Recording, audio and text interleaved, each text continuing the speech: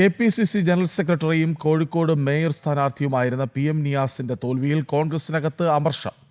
പാർട്ടിക്കുള്ളിൽ നിന്നു തന്നെയുള്ള ചില മുതിർന്ന നേതാക്കൾ ഇക്കാര്യത്തെക്കുറിച്ച് അറിയാമായിരുന്നുവെന്ന് ജില്ലാ പ്രാദേശിക നേതൃത്വം പറയുന്നു. പരാജയത്തെക്കുറിച്ച് അന്വേഷിക്കുന്ന രണ്ടംഗ കമ്മീഷൻ ജില്ലാ സംസ്ഥാന നേതൃത്വങ്ങൾക്ക് ഉടൻ റിപ്പോർട്ട് കൈമാറും. വിവരങ്ങളുമായി രമ്യാദാസ് ഒപ്പം ചേരുന്നു. രമ്യാദാസ്, ആദ്യം VM വിനുവിൻ്റെ പേര് വന്നു, പിന്നീട് PM നിയാസ് മത്സരിക്കുന്നു. അവിടെ നിയമസഭയിലേക്ക് പോലും ബേപ്പൂരിൽ മത്സരിച്ചു എന്നാണ് എൻ്റെ ഓർമ്മ. അപ്പോൾ അവിടെ കോഴിക്കോട്ട് കോൺഗ്രസിലെ ഏറ്റവും പ്രധാനപ്പെട്ട നേതാക്കളിൽ ഒരാളായ PM നിയാസ് ഒരുപക്ഷെ ഉറച്ച വിജയം പ്രതീക്ഷിച്ചിരുന്ന ഒരിടത്ത് തോൽക്കുകയാണ്. അത് കോൺഗ്രസ്സുകാർ വിചാരിച്ചാൽ അല്ലാതെ നടക്കില്ലല്ലോ.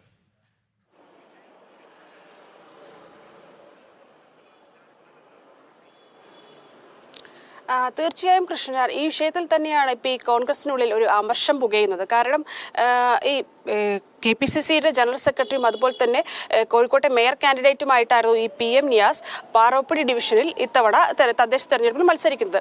ഇത് കോൺഗ്രസിന്റെ സിറ്റിംഗ് സീറ്റ് കൂടിയാണ്. കാരണം കഴിഞ്ഞ തവണ 2020 തദ്ദേശ തെരഞ്ഞെടുപ്പിൽ KC അബുവിന്റെ മകളും അതുപോലെ തന്നെ പ്രതിപക്ഷ കൗൺസിലറുമായിട്ടുള്ള KC ശോഭിതയായിരുന്നു കഴിഞ്ഞ തവണ അവിടെ മത്സരിച്ച് വിജയിച്ചിട്ടുണ്ടായിരുന്നത്. അപ്പോൾ തീർച്ചയായും ഇത്തരത്തിൽ ഒരു കോൺഗ്രസിന്റെ സിറ്റിംഗ് സീറ്റിൽ ഇത്തരത്തിൽ ഒരു കോൺഗ്രസിൽ തന്നെ ഒരു മുതിർന്ന നേതാവ് PM നിയാസിനെ പോലെയുള്ള ഒരു നേതാവ് അവിടെ മത്സരിക്കുന്നു.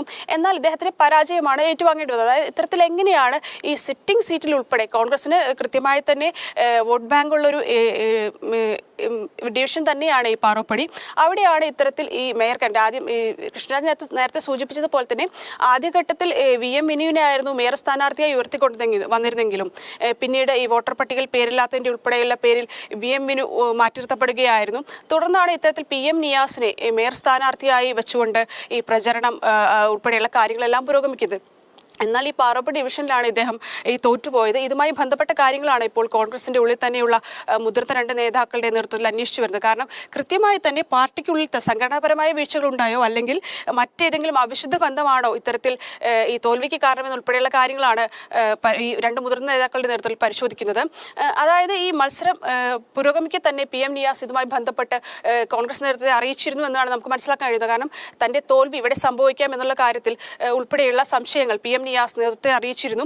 ഇതുമായി ബന്ധപ്പെട്ടും ഇത്തരത്തിൽ പാർട്ടിക്കുള്ളിൽ പ്രതികരണങ്ങൾ, അതായത് ഈ രണ്ട് മുതിർന്ന നേതാക്കളുടെ നേതൃത്വത്തിൽ പാർട്ടിക്കുള്ളിൽ മറ്റു ഭാരവാഹികൾ ഉൾപ്പെടെയുള്ള കാര്യങ്ങളെല്ലാം അന്വേഷിച്ചുകൊണ്ടിരിക്കുകയാണ്. ഉടൻ തന്നെ ഇതുമായി ബന്ധപ്പെട്ടുള്ള കൃത്യമായിട്ടുള്ള അന്വേഷണ റിപ്പോർട്ട് നേതൃത്വത്തിന് കൈമാറുമെന്നുള്ളതാണ് നമുക്ക് മനസ്സിലാക്കാൻ കഴിയുന്നത്. കാരണം കഴിഞ്ഞ തവണ ഈ 2020 ഈ പാറോപ്പടി ഡിവിഷൻ വനിതാ വാർഡായിരുന്നു. എന്നാൽ ഇത്തവണ ഈ ജനറൽ വാർഡ് ആക്കിയതോടുകൂടിയാണ് PM നിയാസിന്റെ പേര് അവിടേക്ക് നിർദ്ദേശിക്കുന്നത്. വളരെ വൈകി തന്നെയാണ് കഴിഞ്ഞ തവണ അവിടെ മത്സരിച്ച് വിജയിച്ച KC ശോഭിതയ്ക്ക് മറ്റൊരു ഡിവിഷനും നൽകുന്നത്. അപ്പോൾ ഇത്തരത്തിൽ എന്തുകൊണ്ടാണ് ഇത്തരത്തിൽ കോൺഗ്രസിന്റെ ഒരു ആധിപത്യമുള്ള മേഖലയിൽ ഈ PM നിയാസിനെ പോലുള്ള ഒരു മേയർ സ്ഥാനാർത്ഥിക്ക് തോൽക്കേണ്ടി വന്ന ഉൾപ്പെടെയുള്ള കാര്യങ്ങൾ തന്നെയാണ് ഇപ്പോൾ നേതൃത്വം പരിശോധിക്കുന്നത്. കൃത്യമായി തന്നെ ഇതിന്റെ ഉള്ളിലുള്ള കോൺഗ്രസിനുള്ളിൽ തന്നെ പടലപ്പിണക്കങ്ങളാണോ മറ്റെന്തെങ്കിലും കാരണങ്ങളുണ്ടോ തുടങ്ങിയ സംഘടനാപരമായി ആരെങ്കിലും ഇത്തരത്തിൽ ആരുടെങ്കിലും നടപടി കൊണ്ടാണോ ഇത്തരത്തിൽ തോൽവി ഉൾപ്പെടെയുള്ള കാര്യങ്ങൾ തന്നെയാണ് ഇപ്പോൾ പരിശോധിച്ചു വരുന്നത്. ഉടൻ തന്നെ ഈ റിപ്പോർട്ട് സംസ്ഥാന നേതൃത്വത്തിന് കൈമാറുമെന്ന് തന്നെയാണ് നമുക്ക് മനസ്സിലാക്കാൻ കഴിയുന്നത്. കൃഷ്ണരാജ്. KPCC ജനറൽ സെക്രട്ടറിയും കോഴിക്കോട് മേയർ സ്ഥാനാർത്ഥിയുമായിരുന്ന PM നിയാസിന്റെ തോൽവിയിൽ കോൺഗ്രസിനുള്ളിൽ അമർഷമുണ്ട്. കൃത്യമായി പരിശോധിക്കുന്നുണ്ട്. റിപ്പോർട്ട് ഉടൻ സമർപ്പിക്കും. വിവരങ്ങൾ നൽകുകയായിരുന്നു രമ്യാദാസ്.